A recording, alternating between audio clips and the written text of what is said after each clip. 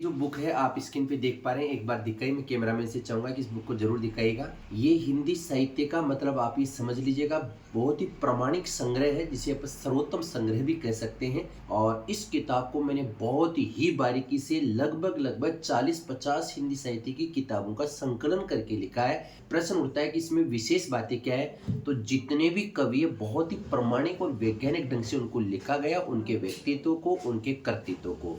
जहाँ बात करते हैं हर राइटर की रचनाओं को, उसको बहुत ही प्रामाणिक और ऑथेंटिक ढंग से लिखने का प्रयास किया गया है। जहाँ बात करते हैं कबीर दास, सूरदास, रेदास, संत धन्ना, मलिक मोहम्मद जायसी, जितने भी भक्तिकालीन कवि है, रीति काल के घनानंद, बोधा, आलम ठाकर, केशवदास, पद्माकर, आधुनिक काल में जितने भी गद्य और पद्य के राइटर है, आदि काल में शरफात, जितने भी बेस्ट राइटर है, सबकी रचनाओं को ट्रिक्स के आधार पर लिखा गया। मैंने प्रयास किया है कि ये किताब college lecture, school lecture, grade first, grade second, Navodaya Vidyalaya, केंद्रीय विद्यालय, हर प्रकार की प्रतियोगी परीक्षाओं में आपके लिए रामबाण सिद्ध होगी। मैं इतना कह सकता हूं कि इस हिंदी साहित्य की किताब को पढ़ने के बाद आपको जीवन में कभी हिंदी साहित्य का इतिहास इधर उधर अनावश्यक किताबों से पढ़ने की कतई आवश्यकता नहीं होगी। एक बार पुनः मैं आपको विश्वास दिलाता हूं कि आप निकटतम बुक सेलर के पास जाइए, इस किताब को देखिएगा, मनन कीजिएगा, चिंतन कीजिएगा और अपने दोस्तों तक ये बात जरूर पहुंचाइएगा। साथियों, इसकी प्रैक्टिस के लिए ये किताब बहुत इंपॉर्टेंट है, जिसका नाम हमने रख रखा है, एक बार दिखाइए कैमरामैन से चाहूंगा,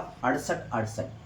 ये हिंदी साहित्य की ऑब्जेक्टिव किताब है, जिसमें UGC NET, college lecture, first grade, second grade, Uttarakhand, Jharkhand, Bihar, Madhya Pradesh, Uttar Pradesh की प्रतियोगी परीक्षाओं में जितने भी प्रश्न आए उनको व्याख्यात्मक ढंग से हल करवाने का प्रयास किया गया है। ये किताब भी आपके जीवन की दिशा और दिशा दोनों को बदलने में निर्णायक भूमिका अदा करेगी, ऐसा मेरा मानना है। बहुत बहुत शुभकामनाएं, एक बार जरूर देखिएगा इस किताब को। और 6868 जो इसकी ऑब्जेक्टिव किताब है, साहित्य में इनके अलावा आपको कभी भी किसी भी किताब को पढ़ने की जरूरत नहीं है, चाहे आप यूजीसी नेट दो, चाहे कॉलेज लेक्चर हो या किसी भी प्रकार की प्रतियोगी परीक्षाएं। धन्यवाद।